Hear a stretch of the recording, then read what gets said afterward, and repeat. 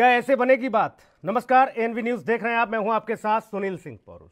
कृषि कानूनों के समर्थन में ट्रैक्टर रैली लेकर निकले केंद्रीय राज्य मंत्री रतनलाल कटारिया और कुरुक्षेत्र से सांसद नायब सैनी को आज किसानों ने जबरदस्त विरोध करके उन्हें घेरने की कोशिश की और इस दरमियान इन्हें विरोध का सामना करना पड़ा। सड़कों पर काले झंडे लेकर खड़े किसानों के बीच जैसे ही केंद्रीय राज्य मंत्री रतनलाल कटारिया और सांसद पहुंचे, किसानों ने ट्रैक्टर नेताओं के इन ट्रैक्टरों को रोकने की कोशिश की और इन्हें घेरकर काले झंडे दिखाए, जमकर भाजपा मुर्दाबाद के नारे भी लगाए। तो सवाल यही है, क्या ऐसे बनेगी बात।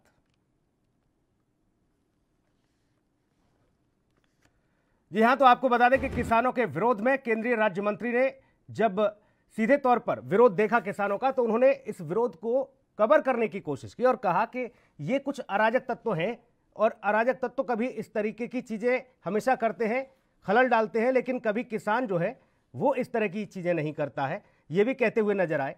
तो आपको बता दें कि इस बीच बीजेपी के जो समर्थित किसान थे वो भी लगातार समर्थन में खड़े दिखे, लेकिन इस दरमियान कुछ किसानों की तबीयत भी खराब हुई और खबर तो ये भी आई कि पंजाब में किसान जो प्रोटेस्ट कर रहे हैं वहां एक किसान की मौत भी हो चुकी है जो रेलवे ट्रैक पर धरना दे रहे हैं। सवाल यह है कि क्या ऐसे बनेगी बात, क्योंकि एक तरफ आपको किसान सीधे तौर पर नकार देते हैं कि आप जब उन्हें निमंत्रण देते हैं बैठक करने का केंद्र की ओर से, ये कहा जाता है कि पंजाब हरियाणा के किसानों, हरियाणा तो छोड़ दीजिए, पंजाब के सीधे किसानों को बोला जाता है कि पंजाब के किसानों के साथ हम बैठक करके इस मामले को सुलझाना चाहते हैं, लेकिन पंजाब के किसान एक जिद पर अड़े रहते हैं और वो कहते हैं या तो केंद्रीय कृषि मंत्री नरेंद्र सिंह तोमर या फिर प्रधानमंत्री नरेंद्र मोदी जब तक नहीं बैठेंगे तब तक हम बात नहीं करेंगे। और भरोसा तो दे दिया जाता है कि कृषि मंत्री आएंगे, लेकिन यहाँ पर सीधे तौर पर सचिवों को भेज दिया जाता है, विभाग के बड़े बड़े नेता अध्यक्षों को भेज दिया जाता है और इस दरमियान पंजाब का किसान सीधा मना कर देता है। फिर क्या होता है, ऐसे में हरियाणा में पूरे मामले को कवर करने के लिए, किसान को मनाने के लिए बीजेपी ट्रैक्टर रैली का आयोजन करती है और ये तस्वीरें हम आपको दिखाएंगे। देखिए ये तस्वीरें जो कि किसान रैली की हैं, यहाँ आप देख सकते हैं अंबाला की ये तस्वीरें जहाँ पर सांसद सैनी साहब ट्रैक्टर लेकर निकले हैं, लेकिन फंस गया ये ट्रैक्टर क्योंकि किसानों का विरोध झेलना पड़ा बीजेपी को। ऐसे में किसान विरोधी जो तमाम स्थितियां बनी, जी हाँ, क्योंकि किसानों का सीधे तौर पर ये विरोधी माना जाएगा, क्योंकि किसान ये कह रहे हैं कि ये जो कानून आया है ये कानून हमारे हित में नहीं है, आप इस कानून को वापस लीजिए, ये हमारा दमन करने वाला कानून है, इससे हम अपने ही खेत में नौकर बनकर रह जाएंगे, हमें ऐसा कानून नहीं चाहिए। लेकिन बीजेपी सीधे तौर पर इस कानून को पीछे खींचने के मूड में नहीं है, किसानों को मनाने के लिए ये कोशिशें की जा रही हैं। पहले आपको सुनाते हैं कि आखिर किसान जो प्रदर्शनकारी किसान हैं वो क्या कह रहे हैं, फिर आपको ये भी सुनाएंगे कि सांसद साहब किस तरह से इस मामले को ढकने की कोशिश कर रहे हैं। पहले आप सुनिए कि जो किसान विरोध कर रहे हैं उनका क्या कहना है। ये तीनों काले कानून वापस ले लो और किसान को तंग ना करो। ये अपने लिए तो इनके पास जहाज खरीदने के लिए 87 हजार करोड़ रुपया तो आ जाता है, किसानों की फसल का देने के इनके पास पैसा नहीं है। 2 जहाज लेके आया, ये मूर्ति बना दी इन्हें इतने पैसे की, कहाँ गया वो पैसा जनता का पैसा बर्बाद कर दिया इन्होंने। देखिए, भारतीय जनता पार्टी ने, जो देश के लोकप्रिय प्रधानमंत्री आदरणीय नरेंद्र मोदी जी ने किसानों की आय दुगनी करने के लिए जो ये 3 कानून बनाए हैं, कृषि कानून बनाए हैं, उसको लेकर के एक जन जागरण अभियान के तहत आज ट्रैक्टर रैली किसानों के बीच में उनको बताने के लिए, समझाने के लिए निकाली गई थी और उसका हमने 3-4 दिन पहले अनाउंसमेंट भी वो किया था। और आज कुछ शरारती तत्वों ने, ये हद होती है, मैं अपने मन से ये बात कह रहा हूँ कि किसान ऐसा नहीं है कि किसान किसी का रास्ता रोके। जी हाँ, तो किसान ऐसा नहीं है जो किसी का रास्ता रोके। पहले हम ये कह रहे थे कि आखिर कैसे बनेगी बात, क्योंकि लगातार किसान आंदोलन कर रहा है, लेकिन जब बीजेपी को भी सड़कों पर देखा ट्रैक्टर लेकर निकलते हुए, क्योंकि राहुल गांधी ने भी ट्रैक्टर रैली निकाली थी, तो फिर हमने कहा क्या ऐसे बनेगी बात। समझने की कोशिश करेंगे। पंजाब से संपादक हमारे जगतार सिंह भुल्लर हमारे साथ चर्चा में मौजूद हैं। भुल्लर साहब, बहुत स्वागत आपका। और मैं ये जानना चाहूंगा, देखिए राहुल गांधी ने जो सीधे तौर पर किसानों को लेकर पंजाब में रैली निकाली, हरियाणा में वो पहुंचे, लेकिन वहां पर विरोध देखने को मिला क्योंकि हरियाणा में बीजेपी की सरकार है। सीधे तौर पर प्रशासन वहां पर मुस्तैद दिखा, लेकिन पंजाब में एक बड़ा आयोजन किया गया था राहुल गांधी की तरफ से ट्रैक्टर रैली का। ऐसे ही अब बीजेपी, क्योंकि किसान तुम इनकार कर रहा है आपके साथ, लेकिन बीजेपी ट्रैक्टर रैली निकाल रही है, क्या ऐसे बनेगी बात? देखिए, सबसे बड़ी बात है, हैरानी हो रही है। विपक्ष रैली करे तो जायज है, अगर सत्ता पक्ष रैली करे तो ये तो नाजायज हो गया। और अगर आपने वो जो नायब सैनी है, जहाँ रतनलाल कटारिया का जो विरोध हुआ, वो विरोध जायज है किसानों का, क्योंकि आपने बिल पास किए। आप बिल पास क्यों करते हैं कि उस बिल से लोगों को फायदा होगा। जब 70% देश का किसान कह रहा है कि वो बिल हमारे लिए नुकसान होगा, तो फिर आप कौन सी जिद पे अड़े हुए हो? और आपको अगर समझाना है तो आप कल समझा क्यों नहीं पाए? पंजाब की 30 से ज्यादा जो जथेबंदी गई थी, जिनको आपने इनविटेशन भेजा था, वहां आपने एक सचिव रैंक के अधिकारी को बैठा दिया जो पढ़ पढ़ के सुना रहा था। अब देश को, किसान को देश का अफसर समझाएगा, जिसको ये नहीं पता कि धान कैसे बोया जाता है, गेहूं कैसे बोया जाता है, कपास कब बोई जाती है। वो तो जो लोग हैं वो तो किताबी कीड़े हैं। और जो देश का किसान है, उन्होंने, देश के किसान ने लोगों का पेट भरने के लिए खाना दिया। अब अगर आपको, आप नायब सैनी जो वहां के एमपी हैं, वो कह रहे हैं कि हम किसानों को समझाएंगे, तो क्या रोड पे आके समझाएंगे? आप ट्रैक्टर ट्रैली निकाल के कौन सा प्रोटेस्ट कर रहे हो? प्रोटेस्ट तो करो ना कि किसानों की जो मांग है वो जायज है, और अपनी सरकार को समझाने का यत्न करो। 70% चाहे पंजाब का किसान है, चाहे हरियाणा का किसान है, वो सरकारें बनाता भी है और सरकारें गिराता भी है। तो शायद अभी भारतीय जनता पार्टी को समझ नहीं आ रही, वो किसानों को गलत तरीके से समझा रहे हैं। देखिए, देश का किसान, सैनी साहब तो कह रहे थे, भुल्लर साहब के ये किसान किसी का रास्ता नहीं रोक सकता, ये तो शरारती तत्व है, इसमें भी साजिश लग रही है उन्हें। देखिए, ये तो हुआ ना कि मैं ना मानूं। अब आप द्वार पे लिखा हुआ नहीं पढ़ना चाहते तो ना पढ़ो, है ना। इलेक्शन का 50 साल बाद नहीं होती इलेक्शन, हरियाणा की भी जल्दी आ जाएगी, फिर 2024 में पार्लियामेंट भी आ जाएगी। तो किसान, देखिए, किसान एक पंजाब में, देश की हम अगर बात करें तो 70% किसान है। अभी कोरोना काल के दौरान सरकार ने अभी तक ये नहीं समझा कि हमारे पास अनाज था तो देश भूख से नहीं मरा। 2007-8 की बात करें तो तब भी वर्ल्ड वाइड इतना ज्यादा ये हुआ था नुकसान लोगों का। 47 ऐसी कंट्रियां थी जहां भूखमरी के कारण दंगे हुए थे। तो हमारे तो किसानों का तो हमें कह सकते हैं कि उनकी प्रशंसा करनी चाहिए, उनका और हौसला बढ़ाना चाहिए कि आप लोगों की वजह से देश में दंगे नहीं हुए खाने के लिए। नहीं तो जैसे आपने देखा होगा, मजदूर एक स्टेट से दूसरे स्टेट जा रहे थे तो उनके हालात कैसे थे।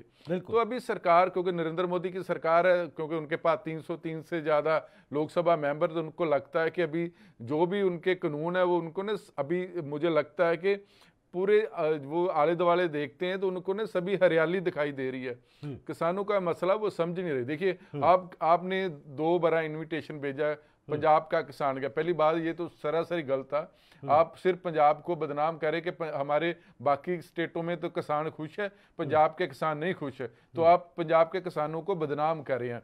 आप उनको उन इन्विटेशन में, जो कल सचिव सत्र पर मीटिंग हुई, उसमें हरियाणा के किसान बुलाने चाहिए थे, कर्नाटका के बुलाने चाहिए थे, महाराष्ट्र के बुलाने चाहिए थे, राजस्थान के बुलाने चाहिए थे, जो जहां मध्य प्रदेश के बुलाने चाहिए, जहां खेती होती है, यूपी बिहार के भी लोग बुलाने चाहिए थे। लेकिन ये बीजेपी की शरारत है, क्योंकि मुझे लगता है कि पंजाब के लोग समझ चुके कि पहले मुसलमानों को दबाया गया, अब जो पंजाब, क्योंकि पंजाब एक सिख डोमिनेटेड स्टेट है, तो ये बिल की आड़ में, जो कृषि के बिल पास किए उसकी आड़ में ये पंजाब में कुछ ऐसी गड़बड़ी करवाने के, मुझे लगता है कि साजिशें हो रही है। उस नुकसान को बीजेपी अभी नहीं समझ रही। और पंजाब का किसान का देश का किसान है। देखिए, 70% जब उड़ीसा बिहार जहाँ, क्योंकि हमारा जो देश है उनकी अगर हम भौगोलिक तौर पे या जोग्राफिकली तौर पे या मौसम के तौर पे देखें तो कभी यहाँ सूखा पड़ जाता है, कभी बाढ़ आ जाती है। तो यही पंजाब और हरियाणा था जब सेंट्रल सरकार ने एक सेंटर पूल बनाया था। तो सेंटर पूल में धान और गेहूं 70% जो था अन्न भंडार वो इन 2 राज्यों में जा रहा है। तब अगर पूरे देश की अगर बात करें तो दोनों स्टेट ऐसे हैं जहां खेती सबसे ज्यादा होती है। यूपी, बिहार, एमपी में या कर्नाटका में या महाराष्ट्र में नहीं होती। हालांकि महाराष्ट्र का जो विदर्भ वहां भी उतने सुसाइड लोग करते हैं जितने पंजाब में करते हैं। अगर हम कर्नाटका की बात करें या तेलंगाना की बात करें तो किसान वही सुसाइड कर रहा है। तो जब देश का किसान ये मान चुका है कि बिल नुकसान है, बिल में कोई भलाई नहीं होगी, कोई आमदन दुगनी हुई, तो फिर आप लगातार उस बिल पे क्यों इतना ज़्यादा अड़े हुए हैं कि नहीं हमने बिल तो पास कर लिए, अब चर्चा भी नहीं करें। देखिए अगर कृषि, क्योंकि मसला पॉलिटिकल है, अफसरों के बीच बैठकर जो मसला हल नहीं होना, तो इसलिए कल उस मीटिंग में नरेंद्र तोमर को कम से कम उनको बैठना चाहिए। अगर देश के प्राइम मिनिस्टर नरेंद्र मोदी के पास टाइम नहीं है किसानों की बात सुनने के लिए, तो निश्चित तौर पे उनके नरेंद्र तोमर थे कृषि मंत्री, उनको भेजना चाहिए था। वो पंजाब के किसानों को वर्चुअल मीटिंगें राय ही समझाने का जतन करे। अब फेस टू फेस बैठ के सामना करो ना। किसानों का ये पक्ष है, वो कह रहे कि हमारा पक्ष है, हमारी ये शिकवे शिकायतें, उन शिकवे शिकायतों को दूर कर दो तो मसला हल हो जाएगा। बिल्कुल, लेकिन सबसे बड़ा सवाल यही है कि अब तो देखिए किसान को जो आंदोलन है वो लगातार बढ़ता ही जा रहा है और कुछ जगह तो किसानों का सब्र भी टूटता जा रहा है। जैसा कि खबर आई पंजाब से कि वहाँ एक प्रोटेस्ट कर रहे, रेल रोको आंदोलन कर रहे, जहाँ तंबू गाड़ के किसान बैठा हुआ है, अपना अन्न दाना पानी लेकर वहाँ बैठा हुआ है। अब तो ज़िंदगी भी खतरे में आ गई है, एक किसान की जान तक चली गई है। लेकिन सरकार है कि सीधे तौर पर यहाँ पर जो रवैया है वो समझ से परे है कि आखिर चाहती क्या है सरकार और क्यों इस तरह की स्थिति बन रही हैं। आप ट्रैक्टर रैली के जरिए क्या किसानों को समझाने की कोशिश करेंगे? इतना आसान समझते हैं क्या आप इस मसले को? इस तरह की अगर हालत आप देख रहे हैं, पंजाब का किसान को आपने क्या समझ के रखा है? सवाल तो बहुत सारे हैं जगतार जी, क्योंकि सरकार इस तरह की उदासीन रवैया अख्तियार करेगी क्या? इतना छोटा सा मसला है।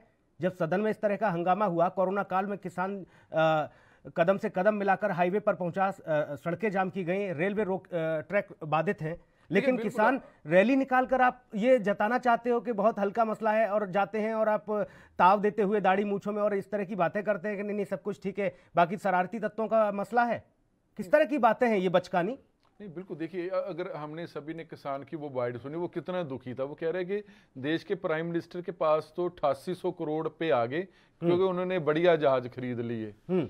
मूर्ति का जिक्र किया गया कि इतने पैसे खर्च दिए, लेकिन किसानों के मसले पे मुझे अभी तक ये नहीं समझ लगा, चाहे सेंटर में भारतीय जनता पार्टी की सरकार हो चाहे कांग्रेस पार्टी की सरकार रही हो, कभी भी किसानों की सुनवाई नहीं हुई। किसानों के मसले पे कभी भी गवर्नमेंट ऑफ इंडिया सीरियस नहीं हुई।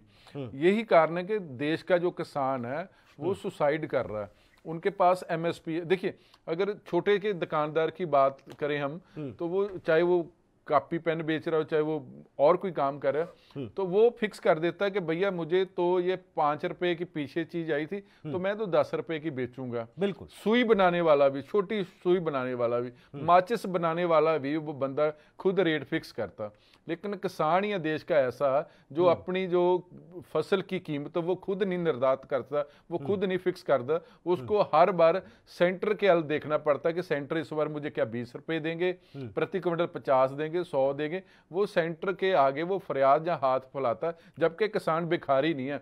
भिखारी तो सरकारें हैं जिनके कारण किसान आज खुद मर रहा है। वही किसान है देश का जिन्होंने भूखे प्यासे रहकर देश का पेट बाला, पेट अन्न दिया। लेकिन आज वही सरकार को किसान इतना ज्यादा बुरा लगना। क्या पूरे देश में हम सिर्फ इंडस्ट्रियलिस्ट लोग हैं उनके लिए सरकार चुनते हैं? हालांकि क्योंकि संविधान में सबसे ऊपर है देश का नागरिक, और अगर देश का नागरिक ही नाराज है तो तब आपको वो बिल पास करने की क्या जरूरत है? तो ये मुझे लगता है बीजेपी, क्योंकि बीजेपी सत्ता में, और सत्ता का जो नशा वो बहुत ही बुरा होता है, और शायद उसी सत्ता के नशे में बीजेपी अभी अपने दिन गुजार रही है। राजीव शर्मा किसान प्रधान हमारे साथ जुड़े हुए हैं, लेकिन ब्रेक के बाद मैं चर्चा में इनको जोड़ूंगा, इनसे और तमाम सारी चीजों की समझने की कोशिश करेंगे कि क्या वाकई में ऐसे बन पाएगी बात। वक्त एक ब्रेक का है।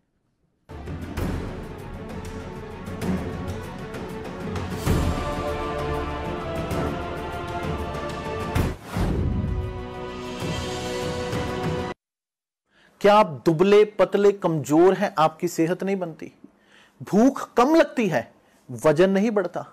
दरअसल मेन बात खाना पीना खाना नहीं है, मेन बात है खाया पिया लगना। और अगर खाया पिया लगेगा ही नहीं तो सेहत बनेगी कैसे? इसलिए हमारी संस्था सन्यासी आयुर्वेदा ने एक ऐसी दवा बनाई है जो कि आपके पाचन तंत्र को, आपके लीवर सिस्टम को ठीक करने का काम करती है, ताकि आप जो भी खाएं उसका पूरे का पूरा निचोड़ आपके शरीर को लगे, आपकी भूख बढ़े, खाया पिया सही से लगे, नया खून बने, हड्डियों में जान आए, वजन बढ़े, ताकत बढ़े, चेहरे पर नूर आए और आप मोटे तगड़े खूबसूरत पर्सनैलिटी के मालिक बन जाएं। यह दवा पूरी तरह से आयुर्वेदिक होती है। इसका शरीर पर कोई भी साइड इफेक्ट, कोई भी नुकसान या दुष्प्रभाव नहीं होता। लड़के लड़कियां दोनों इसका इस्तेमाल कर सकते हैं और पहले 15 दिन के अंदर ही आपको इसका असर महसूस हो जाएगा। सिर्फ 650 रुपए की पूरे 1 महीने की दवा होती है और आप इसे घर बैठे 01145454545 पर फोन करके दवा मंगवा सकते हैं।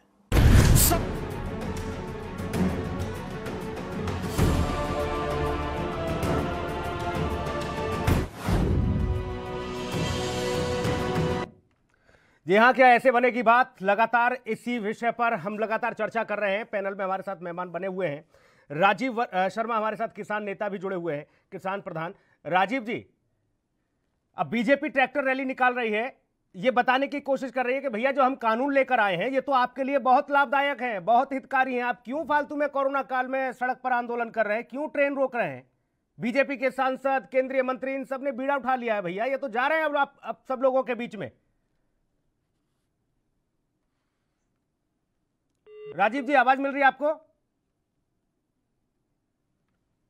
संपर्क शायद नहीं हो पाया राजीव जी से तकनीकी कमी के चलते, लेकिन संपादक, हमारे पंजाब संपादक जगतार सिंह भुल्लर हमारे साथ लगातार बने हुए हैं। भुल्लर साहब, देखिए, अब किसानों का मसला, देखिए, दो तरह की। एक चीज आपने बताई कि अगर एक कोई भी बिजनेसमैन या कोई भी कारोबारी एक सुई तक बनाता है, उसकी कीमत जो है वो तय करता है कि अगर मैंने सुई तैयार की है बना के तो इसकी कीमत ये रहेगी। लेकिन किसान फसल बनाता है, फसल उगाता है, दिन रात खून पसीना अपना लगाकर उस फसल को सींचता है, बाजार में ले जाता है, तो ऐसे डाल देता है उन बिचौलियों के आगे कि आप लगाइए इसकी बोली, क्योंकि वो मजबूर है, लाचार है।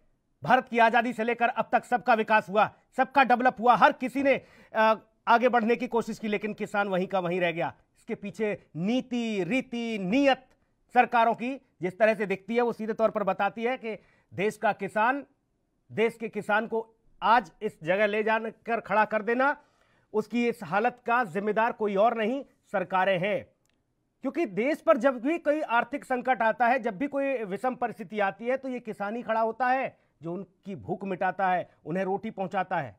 लेकिन किसान के हालात क्या हैं? आज एक ऐसा कानून ला दिया जाता है, हिटलर शाही चल रही है, अब किसान आंदोलन कर रहा है लेकिन बात सुनी नहीं जा रही।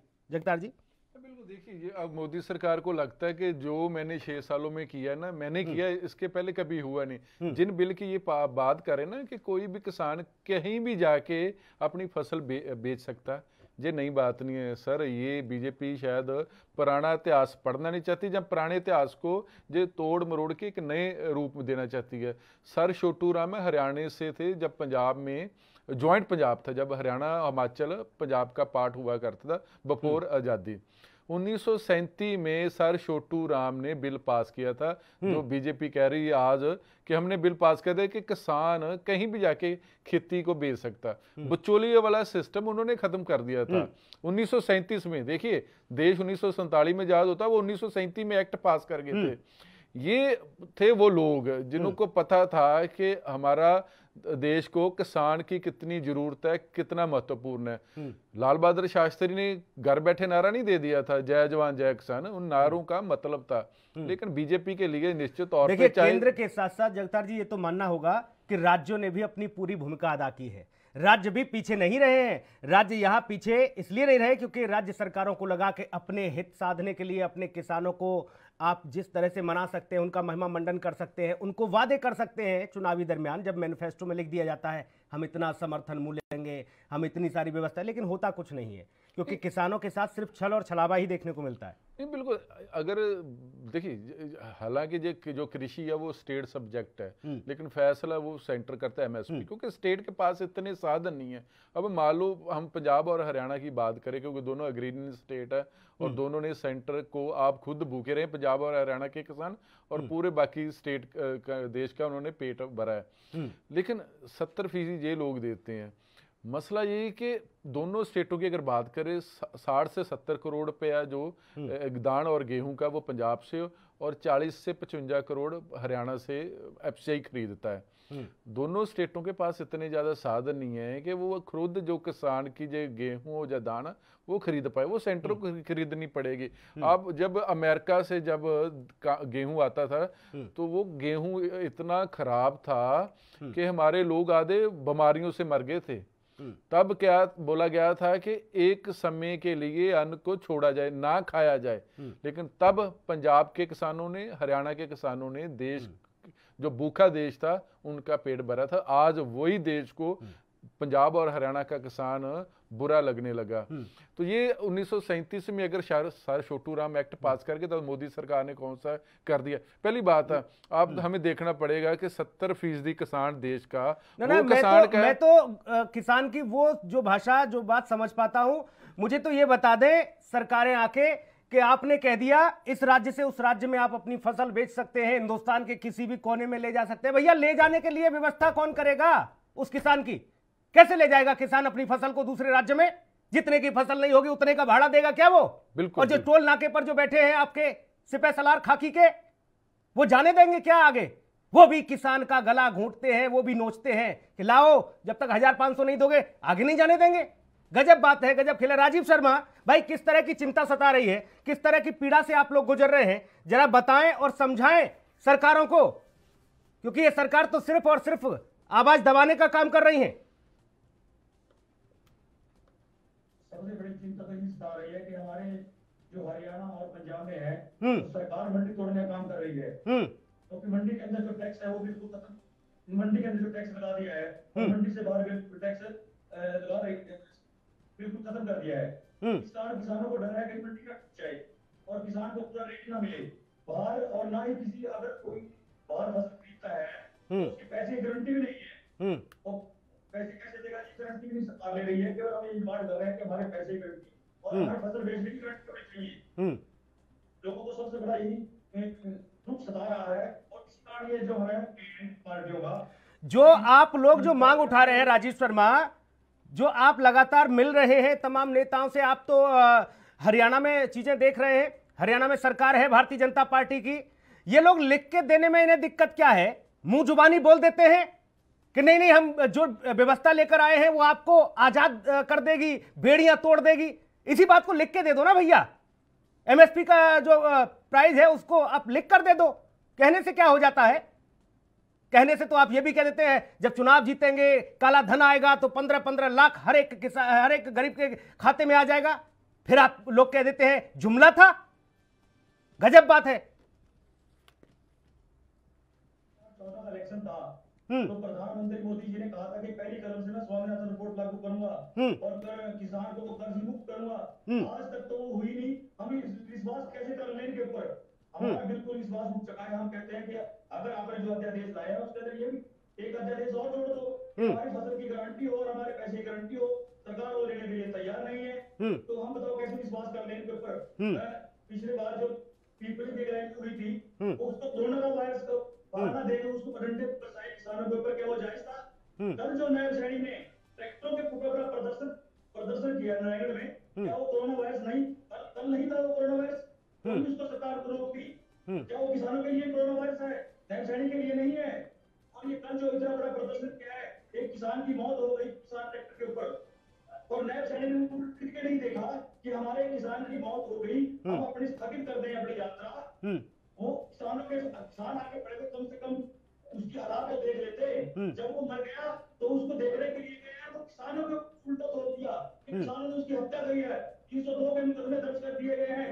ये मंत्री हैं, ये सरकारें हैं जो ये किसान गरीब मजदूर की जो राजीव शर्मा जी, किसान मजदूर और जो गरीब की जो आह निकलती है और जो भीगती आंखों से जो ऊपर देखकर कहता है अब आए तो क्या आए, ये सिसक बड़ी कठिनाई पूर्ण होती है, इसको समझना होगा। और बीजेपी से हमारे साथ अनिल जुड़े हुए हैं, प्रवक्ता हैं भारतीय जनता पार्टी के। अनिल जी, स्वागत है आपका। नमस्कार जी। नमस्कार अनिल जी, और किस तरह से कैसे बनाएंगे भैया बात, कैसे मनेगी, मान पाएगा ये किसान? क्योंकि अब तो किसानों ने दम तोड़ना शुरू कर दिया। पंजाब में एक किसान की जान चली गई आंदोलनकारी की, हरियाणा में आप ट्रैक्टर रैली निकालते हैं, ये संदेश देने की कोशिश करते हैं कि नहीं नहीं सब कुछ ठीक है। क्या इतना छोटा सा मसला है क्या ये किसानों का मामला? इसकी आहट को समझ क्यों नहीं रही है सरकार? अनिल जी देखिए, जहां तक भारतीय जनता पार्टी का सवाल है, हमारी पार्टी किसानों की हितैषी है। किसानों का जीवन स्तर ऊपर उठे, उनकी आय का साधन बढ़े और उनकी फसल का उचित मूल्य मिले, ये हमारी जिम्मेदारी बनती है। हम अगर सत्ता में आए हैं तो इन किसान भाई बहनों की तरफ ना, ये मंचासीन भाषण नहीं अनिल जी, ये मंचासीन भाषण नहीं। मैंने क्या पूछा, आप क्या बता रहे हैं?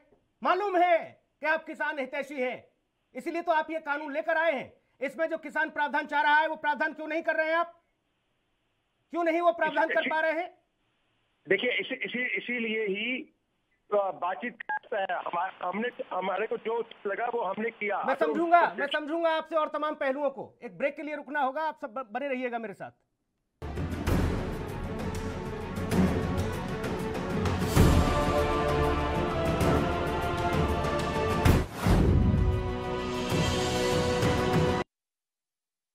क्या आप दुबले पतले कमजोर हैं? आपकी सेहत नहीं बनती, भूख कम लगती है, वजन नहीं बढ़ता।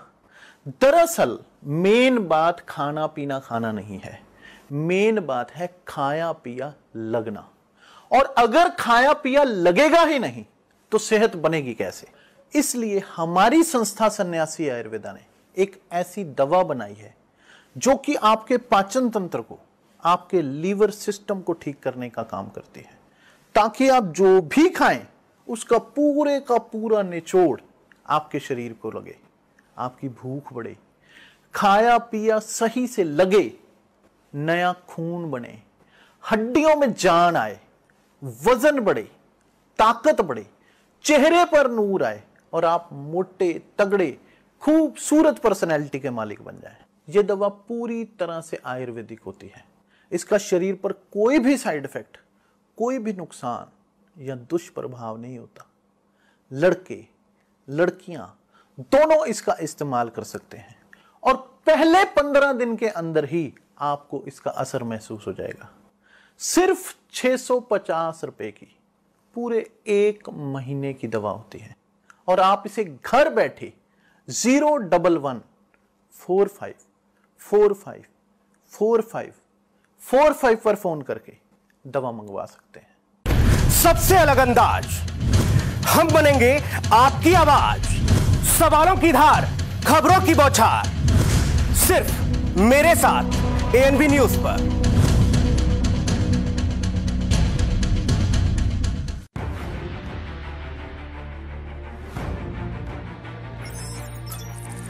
खबर चाहे सियासत की हो या सरकार की, खबर चाहे भ्रष्टाचार की हो या गुनहगार की, दिन भर में क्या रहा देश जगत का हाल, किस मुद्दे ने बनाई किसकी सरकार, रखते हैं हम सब पर नजर, पहुंचाते हैं हम हर खबर। हम हैं एएनबी न्यूज।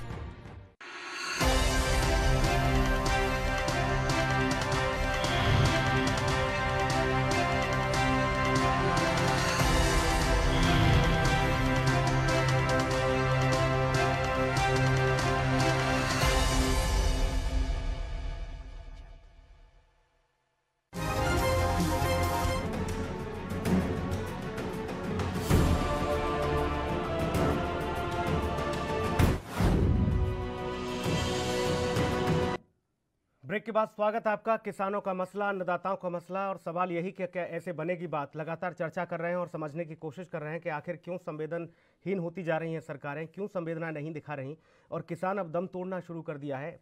एक किसान की जान चली गई, आंदोलनकारी किसान की, लगातार चर्चा कर रहे हैं। चर्चा में मेहमान हमारे साथ खास जुड़े हुए हैं, जगतार सिंह भुल्लर हमारे साथ, पंजाब संपादक हमारे जुड़े हुए हैं, साथ ही प्रवक्ता भारतीय जनता पार्टी अनिल भी हमारे साथ जुड़े हुए हैं। अनिल जी, मैं यही पूछ रहा हूं भाई आपसे कि आखिर क्यों इतनी संवेदनाएं आप लोगों नहीं दिखा पा रहे? जो आप बातें कर रहे हैं इनको लिखित में देने में समस्याएं कहाँ आ रही है, क्या दिक्कत है? क्योंकि अगर आप यही बातें जो बोल रहे हैं मंचों से, यही बातें जो आप कह रहे हैं, इनको अगर लिख के दे देंगे तो किसान को भरोसा हो जाएगा, समझ जाएगा। क्योंकि ये पहली बार नहीं है कि कोई आप वादा करके मुकर जाए। न जाने कितने वादे किए आपने और कितनी बार मुकर गए आप। क्या करेगा देश का किसान?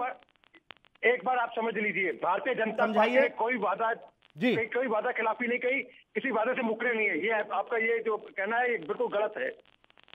हम जो कहते हैं, जो प्रॉमिस करते हैं वो करते हैं।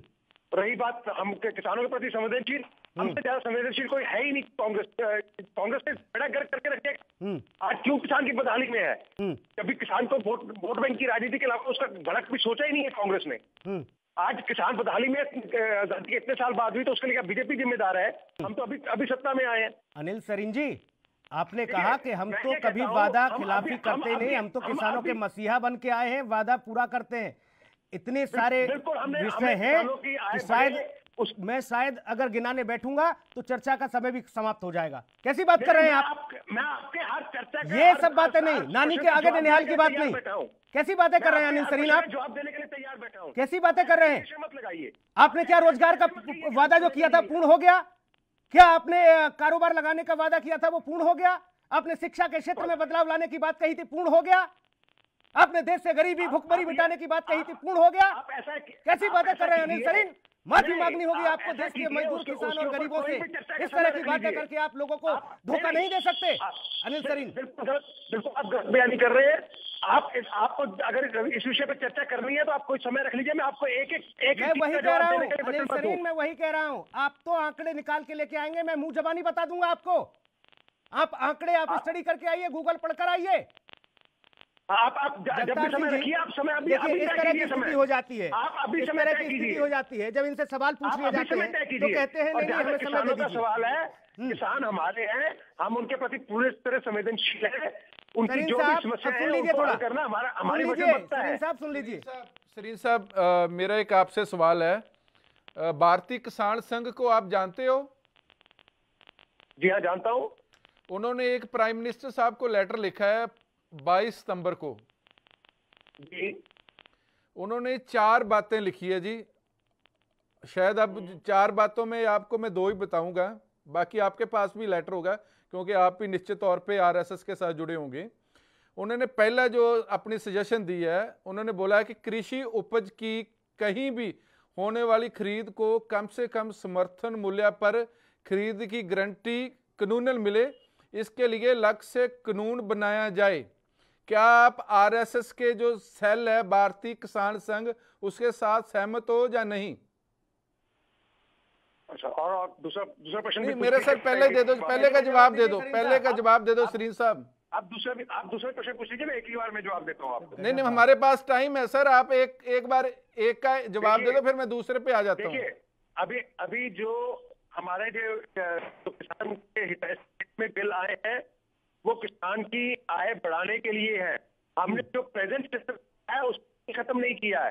ये भ्रम की स्थिति पैदा की जा रही है कि किसान की जमीन जनाब मेरा कहने का मतलब, अगर आपका आरएसएस का किसान सेल आपसे खफा है, उसको महसूस हो चुका कि ये बिल किसानों के लिए खतरनाक है, तो आप क्यों नहीं मान रहे? किसानों को छोड़ दो, आप किसान तो चलो कांग्रेस ने गुमराह कर लिए होंगे, लेकिन आपका आरएसएस का जो सेल है भारतीय किसान संघ, उसको तो नहीं किसी ने गुमराह किया ना।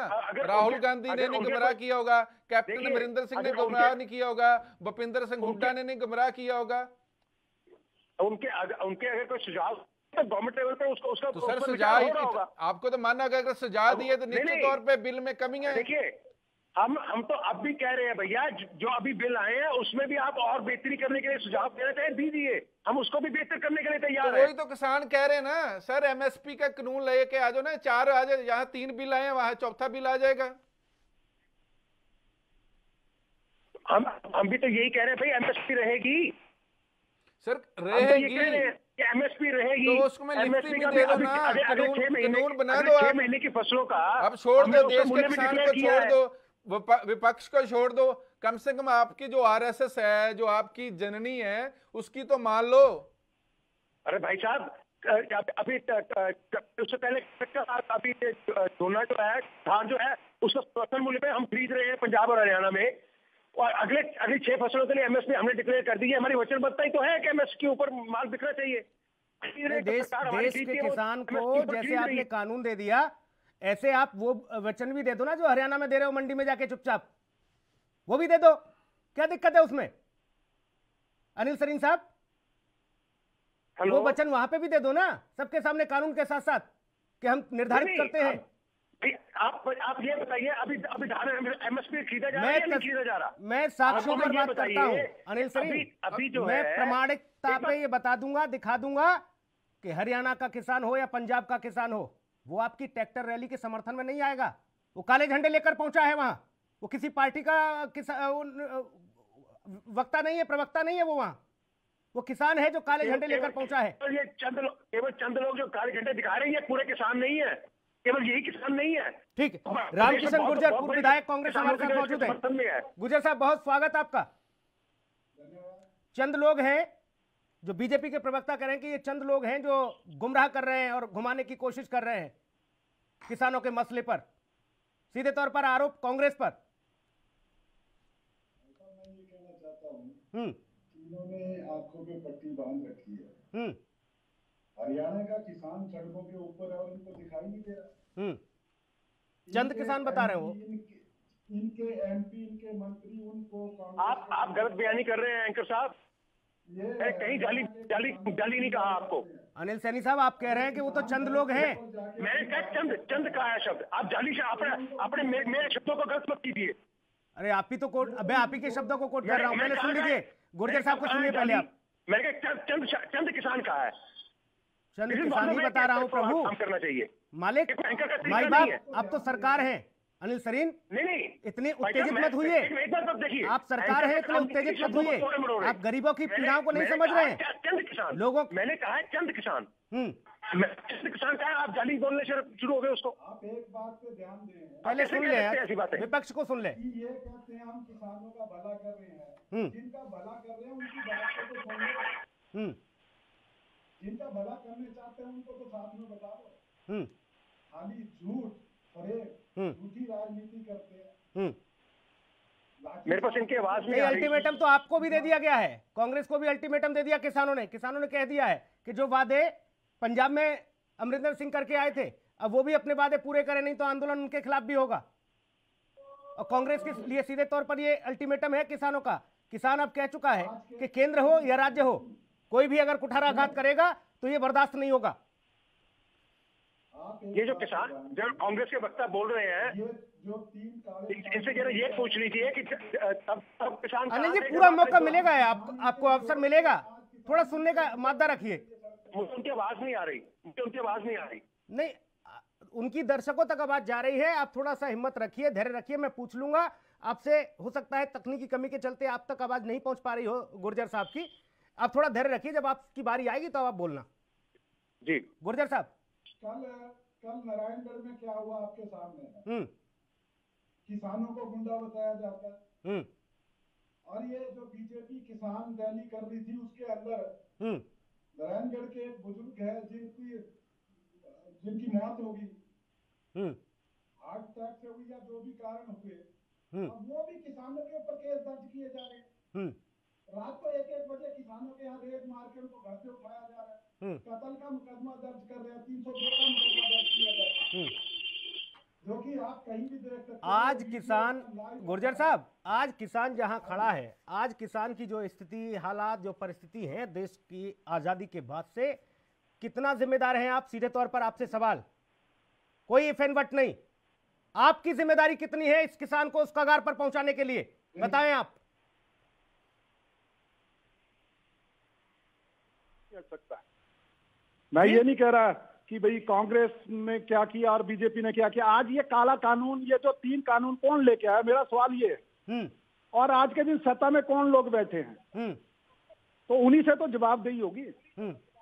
आप बचकर नहीं जा सकते। अगर लेकिन किसान गुर्जर साहब, सरकार के खिलाफ है ना, तो किसान आपकी भी सरकार थी, के खिलाफ आप भी सड़कों बचकर पे नहीं जा आया। सकते। स्वामीनाथन कमेटी की रिपोर्ट को कब से अन्नदाता कह रहा था कि लागू कर दिया जाए, लागू कर दिया जाए, अवसर आपके पास भी था, यूपीए 1, यूपीए 2, लेकिन कहीं कोई लागू नहीं हुआ कुछ भी। आपने भी वही उदासीन रवैया अख्तियार किया। जगतार साहब, हमारे पंजाब संपादक लगातार हमारे साथ बने हुए चर्चा में, वो भी आपसे सवाल करेंगे। हाँ, पूछे। बिल्कुल, निश्चित तौर पे देखिए, आज अगर कांग्रेस पक्ष में है तो जब सत्ता पक्ष में थे 10 साल डॉक्टर मनमोहन सिंह की सरकार थी, तो 10 साल इन्होंने डॉक्टर स्वामीनाथन की रिपोर्ट को लागू नहीं किया। और तब जो आज की जो सत्ता पक्ष है बीजेपी, तब इन्होंने हरियाणा में जो ओम प्रकाश धनखड़ थे, वो भारतीय जनता पार्टी के किसान विंग सेल के प्रेसिडेंट थे, नेशनल प्रेसिडेंट। उन्होंने अपने पूरे कपड़े उतार के, आज भी आप तस्वीरें देख सकते, सरीन साहब के पास भी होगी, शायद सरीन साहब ने भी उस पर टेस्ट में हिस्सा लिया होगा जब पंजाब में हुआ होगा, जहाँ हरियाणा में हुआ होगा। तब इन्होंने, लोगों ने पूरे कपड़े उतार कर प्रोटेस्ट किया था कि डॉक्टर स्वामीनाथन की रिपोर्ट लागू करो। तो फिर जब 2014 में इनकी सरकार बनती है तो इन्होंने सुप्रीम कोर्ट में हाथ खड़े कर दिए कि हम जी डॉक्टर स्वामीनाथन की रिपोर्ट लागू नहीं कर सकते, अगर की तो देश की जो ताना बाना अर्थव्यवस्था वो पूरी तरह बिगड़ जाएगी। अब इनके जो नितिन गडकरी है वो कह रहे कि अगर हमने एमएसपी लागू जारी रखा तो देश का बुरा हाल हो जाएगा। अब भैया, आपने 2014 से लेके 2020 तक 6 साल की सरकार में कम से कम 6 लाख करोड़ से ज्यादा उद्योगपतियों को दान दे दिया। तो क्या देश का किसान देश का कोई बेटा नहीं लगता? क्या उनके प्रति आपकी कोई जिम्मेवारी नहीं है? कुल मिला के चाहे कांग्रेस पार्टी ने राज किया, चाहे अब भारतीय जनता पार्टी राज कर रही है, कहीं भी किसी ने भी, चाहे देश की वो पार्लियामेंट हो, चाहे वो विधानसभा की किसी स्टेट की असेंबली हो, देश में किसानों की सुनवाई करने वाला कोई नहीं है। ये बस इल्जामबाजी एक दूसरे पे लगाते हैं। जब वो सत्ता पे होता तो उनको, जब विपक्ष होता है उनको किसानों की चिंता सताती है, जब सत्ता में आ जाए तो उनको लगता नहीं रहने दो, 5 साल तो गुजर जाएंगे फिर देखेंगे। अभी तो साल भर ही गुजरा है मोदी सरकार का भी, और तकरीबन 5 से 6 महीने कोरोना के काल में बीत चुके हैं। आखिरकार कोरोना के बाद जब ये संसद की शुरुआत हुई शीतकालीन सत्र की, तो जो विधेयक, जो जनता, जो देश का हर एक नागरिक सोच रहा था कि इस बार का जो सदन होगा ऐतिहासिक होगा, कुछ ऐसे विधेयक, कुछ ऐसे कानून इस सदन में आएंगे जिससे कि देश का एक निचला तबका ऊपर उठने की कोशिश करेगा, क्योंकि महामारी ने सबको गर्त में ले जाया है। लेकिन ये किसान बिल लाने की ऐसी मजबूरी क्या थी, ये जरूरी क्यों था, इसको भी समझने की कोशिश करेंगे एक ब्रेक के बाद। आप सभी बने रहिएगा, वक्त एक ब्रेक का है, जल्द लौटेंगे।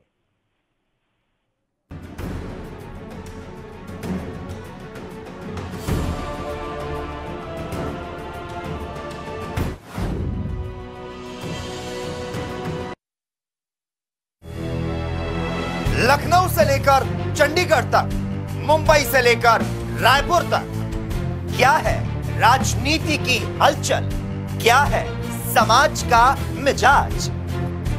राजधानी लाइव, हमारी नजर, आपका फैसला, हर रोज सुबह 8 बजे सिर्फ ANP न्यूज पर। सबसे अलग अंदाज, हम बनेंगे आपकी आवाज, सवालों की धार, खबरों की बौछार, सिर्फ मेरे साथ ANP न्यूज पर।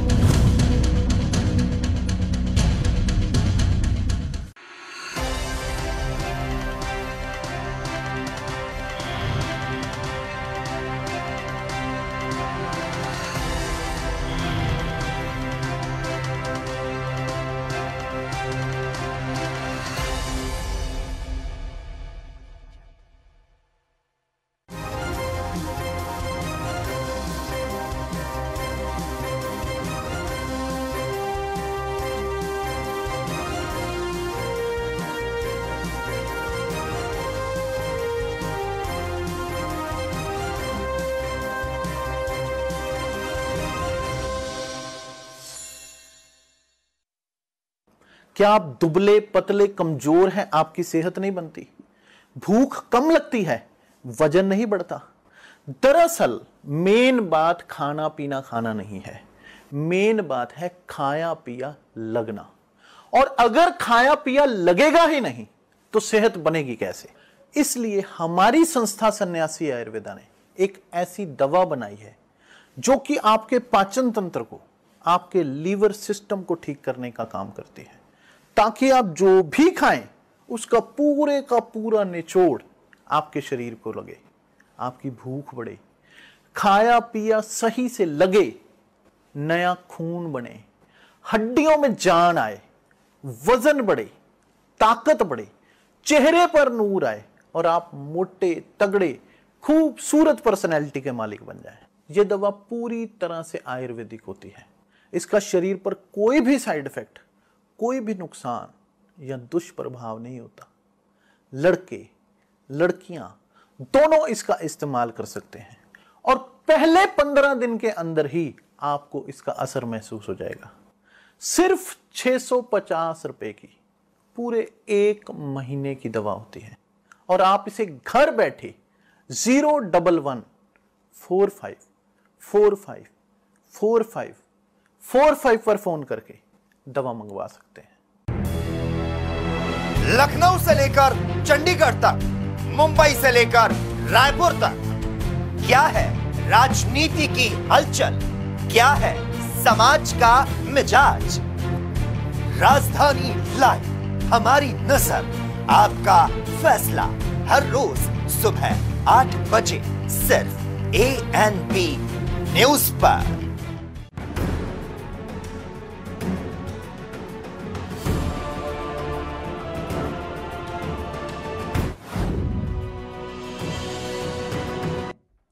ब्रेक के बाद स्वागत है और लगातार हम चर्चा कर रहे हैं कि क्या ऐसे बनेगी बात। जी हां, अगर ऐसे नहीं बनेगी तो फिर कैसे बनेगी, क्योंकि सरकार झुकने के लिए तैयार नहीं है। और पंजाब की अगर अपडेट की बात की जाए तो विजय सांपला जो पूर्व मंत्री रहे उनको भी हिरासत में ले लिया गया है। वो भी जा रहे थे और लगातार वो विरोध प्रदर्शन जो हो रहा है किसानों का, उनको समझाने की कोशिश कर रहे थे, लेकिन इस दरमियान उनको भी हिरासत में ले लिया जाता है।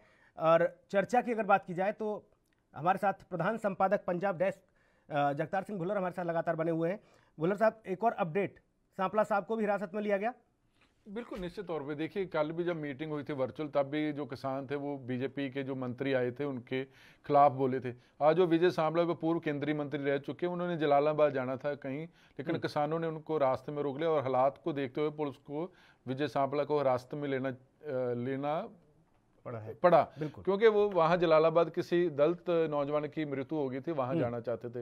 लेकिन भारतीय जनता पार्टी, चाहे पंजाब की हो, चाहे हरियाणा की हो, चाहे राष्ट्रीय सत्र की बात करें, भारतीय जनता पार्टी का काउंसलर से लेके देश के प्राइम मिनिस्टर तक किसानों की चिंता नहीं कर रहा। उनको लगता है कि जो हमने 3 बिल पास कर दिए वो बहुत बढ़िया है। लेकिन हैरानी की बात है कि जब देश का 70% किसान कह रहा है कि वो बिल उनके लिए खतरनाक है, बिल उनको खत्म कर देगा, ये काला कानून है। मैं तो 2 फैक्ट समझने की कोशिश कर रहा हूं आपसे। देखिए, लंबा अरसा हो गया पंजाब में, चूंकि आप भी खेती किसानी से जुड़े रहे हैं, मुझे एक चीज समझ में नहीं आ रही कि ये वाकई में इतना जरूरी था या कोई और मजबूरी है सरकार की जो ये 3 बिल लेकर आए गए। क्या इससे पहले अन्नदाता अपनी फसल नहीं बेच पा रहा था?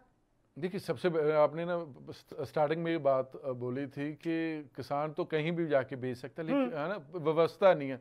लेकिन क्योंकि आप 70% किसान देश में हो जिनकी 2 एकड़ से लेके 1 एकड़ से लेके 3 एकड़ 4 एकड़ 5 एकड़ तक का जमीन है।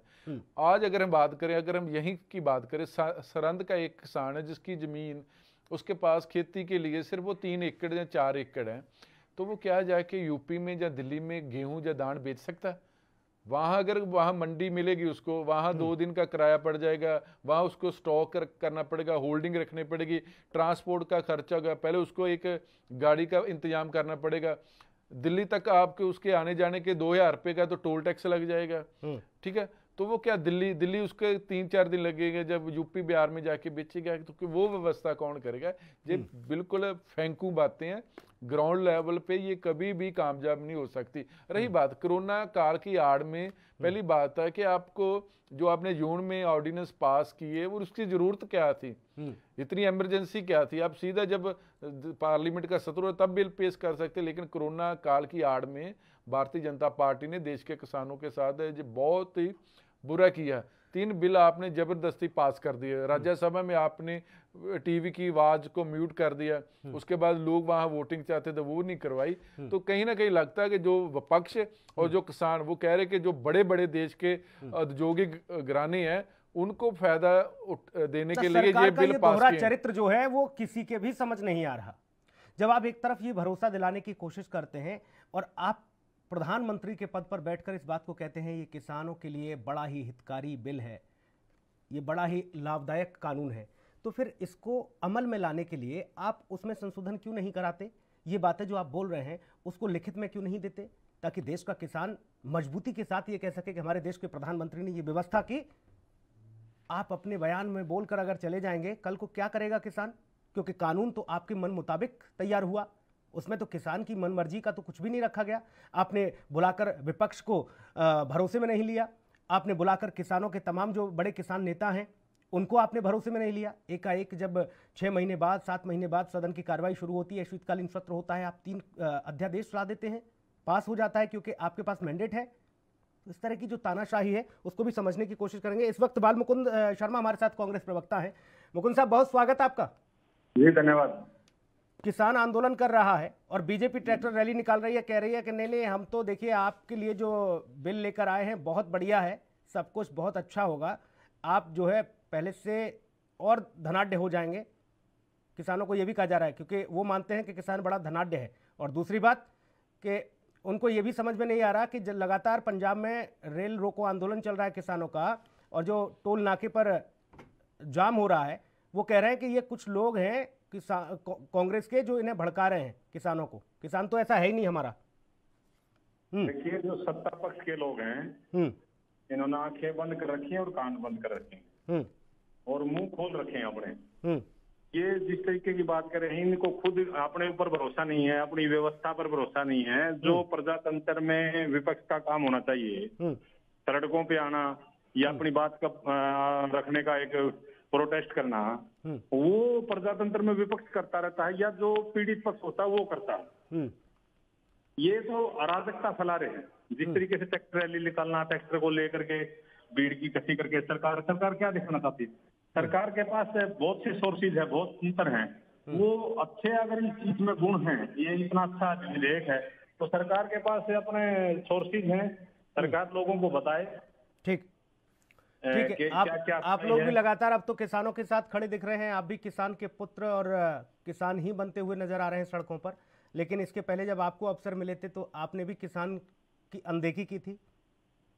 ये तो सवाल आपसे भी वाजिब है। नहीं, हमने कोई अनदेखी नहीं की। हमने तो जमीन से, जिससे जब हिंदुस्तान में जब हम आजादी मिली उस समय हमारे देश में उत्पादन की क्या स्थिति थी और आज उत्पादन की क्या स्थिति है, ये किसकी देन है? कांग्रेस की देन है। अरे उत्पादन महाराज ठीक है, उत्पादन का मूल्य कहाँ है? आज गेहूं की कीमत क्या है? और बिचौलिया जो बेच रहे हैं, बिचौलिया जो उसमें से नई नई नाना प्रकार की चीजें बनाकर बेच रहे हैं, उसका मूल्य क्या है? इसको तय करने के लिए कौन आएगा? ब्रह्मा आएंगे क्या? देखिए, ये तो आपकी डिक्शनरी में ना, ये डिक्शनरी नहीं, ये फैक्ट है। और ये वो बातें हैं जो सीधा किसान समझता है। उत्पादन बढ़ गया किसान का, चलो मान लिया, नई नई चीजें आ गई, बैल हल से जोतने की जगह ट्रैक्टर आ गए, किसान का उत्पादन बढ़ा, उसका मूल्य कहाँ बढ़ा? कहाँ बढ़ा समर्थन मूल्य? ये चीजें हो सकता है आपको बहुत ज्यादा पता हो, हमें ना पता हो। ना, सब कुछ पता है, सब कुछ पता है आपको सारी चीजें मालूम है। इसीलिए तो आंकड़े देखे जाएं तो 70 साल 74 साल की आजादी के बाद भी आज भी किसान को अपने हक के लिए सड़क पर आना पड़ रहा है। वो कह रहा है कि कम से कम 2000 का ही हिसाब दे दीजिए, ऐसा तो कोई एमएसपी तय कर दीजिए, फिर चाहे वो सरकार आपकी हो, कांग्रेस की या फिर बीजेपी की हो। नहीं, आप ही हिसाब बता दीजिए। अगर आप बड़े किसान हो तो मैं अब तो चर्चा का समय नहीं, आप थोड़ा देर से आए मालिक, नहीं तो हिसाब तो आपको भी बता देना चाहिए था कि आखिर आपने कितने 70 सालों में क्या व्यवस्थाएं की थी, क्योंकि बच आप भी नहीं सकते किसानों के सवालों से। किसानों के सवाल है सीधे तौर पर। आखिरी कमेंट चाहूंगा आपका। देखिए, निश्चित तौर पे देखिए, भारत सरकार को समझना होगा, मोदी सरकार को समझना होगा, नरेंद्र तोमर को समझना होगा कि अगर आप देश का 70% किसान अगर आपसे खफा है, जो आपने 3 बिल पास किए, जबरदस्ती बिल पास किए, पहले आपने कोरोना काल का फायदा उठाया, आप ऑर्डिनेंस लेके, ऑर्डिनेंस तब लेके आया जाता है जब देश में बहुत ज्यादा इमरजेंसी हो। ये तो इमरजेंसी वाली कोई बात नहीं थी, लेकिन आपने कोरोना काल का फायदा उठाया। उसके बाद आपने पार्लियामेंट में तो पास कर लिया, लेकिन यहाँ राज्यसभा में आपके पास वोटें कम थी, वहाँ आपने जबरदस्ती बिल पास कर दिया। लेकिन समझना होगा देश के 70% किसानों का मसला नहीं है, देश पूरी देश का ये मसला। अगर आप ठीक है, आप आज आपके पास सत्ता है, आपके पास 303 MP हैं, लेकिन आपको ये समझना होगा कि आपके पास जो श्रोमणी अकाली दल है वो क्यों आपको छोड़ के चला गया, आपके पास जो शिवसेना थी वो क्यों छोड़ के चले गई, क्योंकि आप तानाशाही रवैया अपना के बैठे हो। आपका ये नहीं मतलब अगर आपके पास सत्ता आ गई, आपके पास 303 आ गए MP, तो आप कुछ भी कर पाओगे। ये सत्ता आती जाती रहेगी, लेकिन आपको समझना होगा कि सत्ता लोगों द्वारा चुनी जाती है, लोगों के लिए चुनी जाती है, तो और लोग चुनते हैं, वो समझना होगा। आप देश की जनता से बड़े नहीं हो, ये वोट है, मतदाता। मत मतलब लोगों ने अपनी मत आपको दान किया, उसका आप नजायज फायदा नहीं उठाना चाहिए। आपको किसानों को समझना होगा, उनके जो दुख है, वो दर्द है, उसको समझना होगा और बिल वापस लेने चाहिए, क्योंकि पंजाब और हरियाणा के किसान का मसला नहीं है, देश के किसान का मसला। अगर देश का किसान ही खत्म हो गया तो फिर भारत जो देश है उसके पास भी कुछ नहीं बचेगा। बिल्कुल, भारत देश के पास क्या बचेगा, क्योंकि देश का अन्नदाता ही जब इस तरह की स्थिति में खड़ा हो जाएगा। समझना होगा किसानों को, ट्रैक्टर रैली निकालने से शायद बात नहीं बनेगी। आप किसानों को समझाने की कोशिश मत करिए, किसान बहुत समझदार है, बहुत अन्नदाता जागरूक हो चुका है, इसलिए उसकी बातों पर अमल करिए और जितना हो सकता है उतना इन कानूनों में बदलाव करिए, ताकि इस आग को भी बुझाने से आप रोक सकें, क्योंकि एक किसान की जान गई है, न जाने कितने और किसान इस कानून की भेंट चढ़ जाएं। इसलिए आपसे विनम्र निवेदन, और किसानों की तरफ से भी, जनता की तरफ से भी, कि इस पर अमल करिए, ट्रैक्टर रैली निकालकर, शायद किसानों का भला ना हो। बहुत धन्यवाद जगतार जी, आपका भी, बाल मुकुंद आपका भी, अनिल हमारे साथ बीजेपी के प्रवक्ता जुड़ते हैं उनका भी, आप सभी मेहमानों का बहुत बहुत धन्यवाद इस चर्चा में जुड़ने के लिए। विशेष में इतना ही, नमस्कार।